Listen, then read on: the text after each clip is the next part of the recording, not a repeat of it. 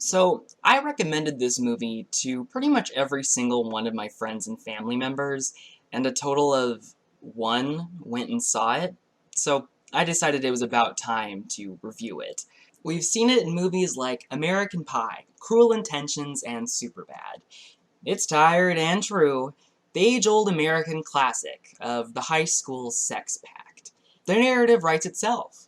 Adolescents are frustrated with their lack of experience and agree to change it ASAP.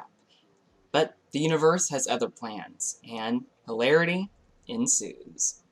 Blockers is another in a long list of films of this nature, centered around a group of lifelong friends who all agree to lose their virginities on prom night.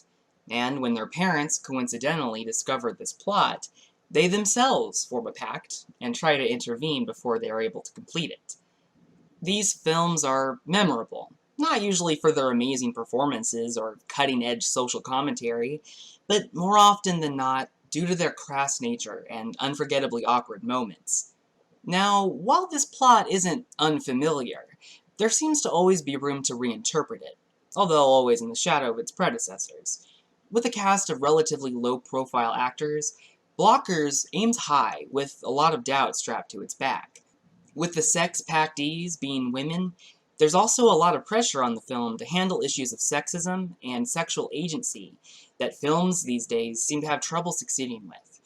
However, despite these odds, Blockers produces a unique take on the concept and demonstrates that sometimes it's not the premise that's tired, it's just the way that filmmakers carry it out. This review will have spoilers, but since it's a comedy movie, I either assume that you've already watched it or don't mind spoilers because it's not exactly a movie with big twists or turns. Either way, consider this your warning.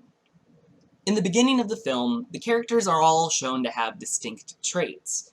Lisa, played by Leslie Mann, is routine-oriented and has an attachment complex as a single mom. Her daughter, Julie, played by Kathryn Newton, is pretty and studious, getting into UCLA and UChicago, and has a long-term boyfriend. In typical John Cena fashion, Mitchell is jockey, but sensitive, and is absorbed with his identity as being Kayla's father. Kayla, played by Geraldine Viswanathan, takes after her dad and is athletic, but is also grounded and independent like her mom, and is shown to have her own identity and desires outside of sports.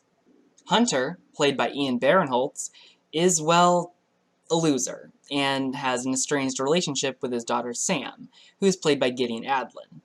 Sam is comfortably nerdy, and displays hilarious sapphic tendencies. The only person that knows that Sam likes girls is, ironically, Hunter, who has known for some time. The girls are popular enough and comfortable in their own skins, and they're solid in their lifelong friendship, which leads them to making the pact to lose their virginity on the same night. Julie for love, Kayla to get it over with, and Sam so that she can be a part of things. Conversely, the parents have a strange dynamic, but are all bonded by their strong familial connections, despite some animosity between them. Now, while weaker movies in this category tend to take these stock definitions and run with them, the majority of the film shows the characters as having multidimensional and realistic responses to situations way beyond their assigned stock definition. For some characters, like Kayla for instance, this is especially good because her character peppers in bits about her athleticism only when relevant and funny. For other characters, this can be seen as a negative. Like with Sam, we never really see her be nerdy again later in the film. With Julie, it can almost be said that she lacks definition, because the traits that we are given in the beginning of the film hardly come up later on. And with the parents, the actors themselves are basically the character that they play. John Cena plays John Cena, and Leslie Mann just plays a desperate woman, like she does in most other movies. With Ian Barinholtz, he seems to have gotten pigeonholed into a role of older loser that works well, but isn't exactly inspired. This all being said, the movie retains a strong coherency and immersion with the parents and daughters, because the reactions and flow of events of the movie are just so genuine, and the characters behave in such a realistic way that we never doubt their choices or focus on the fact that maybe there's a bit of typecasting going on. with other secondary characters like Marcy, played by Sario Blue, and Frank, Hannibal Buress, are refreshingly different and diverse for a movie of this caliber, and they don't rely on stereotype for humor, even though honestly the film sets it up to do so. Now, one of the greatest strengths that Blockers has is that it's just damn funny, and that includes every character. My first viewing literally had me belly laughing the whole way through and hours after it ended. From start to finish, every moment lands a joke, and even the typical old people don't get technology bit hits home runs. Something worth noting is that the young actors are just as funny, if not funnier, in moments than the experienced comedians of the movie. The way they deliver lines, and the lines themselves, are so refreshingly realistic. Plus, it helps that they actually look the part. Their mannerisms, inflections, and range of character throughout the film capture that unique immaturity and mixture of overconfidence and helpless desperation that seniors in high school actually have. Also, as a relevant side note, the use of drugs in the movie is notably different than any other film I've seen. There aren't any hallucination sequences or cheesy overreactions to being inebriated or high, but never at the expense of humor. The consequences are normal, and quite frankly, the humor comes from realism, not farce. In addition to that, the physical comedy is done in a competent way that grounds it hilariously in reality. Moments like when Lisa is electrocuted when trying to army crawl her way out of a hotel room, or when John Cena's character does the butt chug challenge and it explodes all over the characters. Or my personal favorite, when the characters are trying to steal Julie's boyfriend's parents' phone during their naked sex games. There's just a use of tension and musicality that you never see in movies these days. With all of this humor, I'm never taken out of the scene by some obvious use of CGI or some cheap, ludicrously over-the-top slapstick. Now, in the film, admittedly, there are some moments that plateau. A lot of times, this is when John Cena or Ian Barinholtz's characters are given freedom to ad-lib something or give a facial response. In these moments, at best, they're trite, at worst, they completely miss the mark. But I should mention that these are really just peppered in the midst of other hilarious jokes, so when watching the film, it's not jarring. But it's worth noting because it's pretty improvable. The message of the film is shockingly up-to-date in terms of gender and sexuality.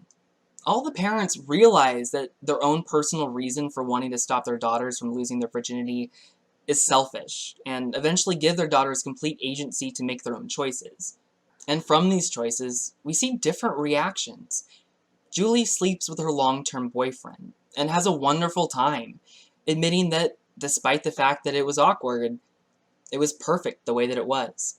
Kayla ends up not sleeping with her prom date, because she, admittedly, does not know his last name, and feels that it needs to be a little bit more special, but even though she doesn't sleep with them, they do end up having some sexual activity, which was her idea, and has no regrets about doing. In Sam's case, she finally realizes that she can't go through with the pact, because, shocker, she's a lesbian. After this discovery, she goes on to have a wonderful kiss with her female love interest. The film gives so many different stances on this issue, and provides a conversation that ultimately says, hey, sex is complicated and personal. Whatever you end up doing, be in charge of your own body and choices, and don't do things you don't want to do. But it also says that you should go for the things that you want, because that's a part of growing up, and everyone goes through it. This is something that I've maybe heard in other films of the sort in a statement, but it's never illustrated so sublimely. And once again, we never skimp on the comedy to do so. This movie also makes a statement about the immense double standard that women have in our country about sex, where women are vilified and restricted for their sexual maturity, where men are liberated and celebrated for it. Now, for plot and comedy reasons, the parents act against this, but the entire time that they're trying to stop their daughters, the universe is against them. This movie is also significant to me personally, because with gay content being pushed to the mainstream after decades of fighting to get a niche in it, I'm extremely saddened with modern films like Call Me By Your Name and Love, Simon, which depict such a melodramatic and hyper-unrealistic scenario for their gay characters. But oddly, in the midst of my sorrow, I never thought I'd find a comedy like Blockers to rectify the state of mainstream film's use of gay characters. Although, I suppose being written by two gay men probably provides the reason for this. Let me clarify. Sam is a character that knows herself. She loves being nerdy, and we see from the beginning that she has lesbian tendencies. From her crappy photoshopped picture with Xena, the warrior princess, to when she's eyeing the girl from across the cafeteria longingly. She knows that she likes girls, but she doesn't want to lose her friendship because she can't join the sex pact. Throughout the film, she hilariously stomachs through being around her fedora-wearing date, while being further enamored with the openly lesbian love interest. At the end, she realizes that she can't sleep with the boy because she's simply not into men, and when she acknowledges this, she just tells her dad without much of a to-do, who openly accepts her and reassures her that her friends will too. When she tells her friends, they're supportive in such a refreshingly non-melodramatic way, and she shares a kiss that is a firework moment with the love interest in the climax of her story, and definitely for me, the climax of the whole movie. Her whole arc is just so hilarious, and is clearly written from a place of empathy, because so much of the dialogue and circumstances is true to real life about how queer people feel and dramatize their own experiences. To me, this means so much. Sam's coming out story is never second fiddle to any of the other stories, and is treated seriously, but just as absurdly as everything else in the movie. It has a happy ending, but also just such a fabulous build-up that makes the climax so worth it. I truly hope to see other narratives of this caliber in queer media, because Blockers has set a bar. Something I never thought I would have said going into this movie. Okay, let's sum it up. Blockers is a sexually charged comedy with a premise that you've heard of, but with an execution, cast, and heart you've certainly never seen. It's humorous, entertaining, and poignant on today's issues, and the timeless nature of adolescence and the struggles of parenthood.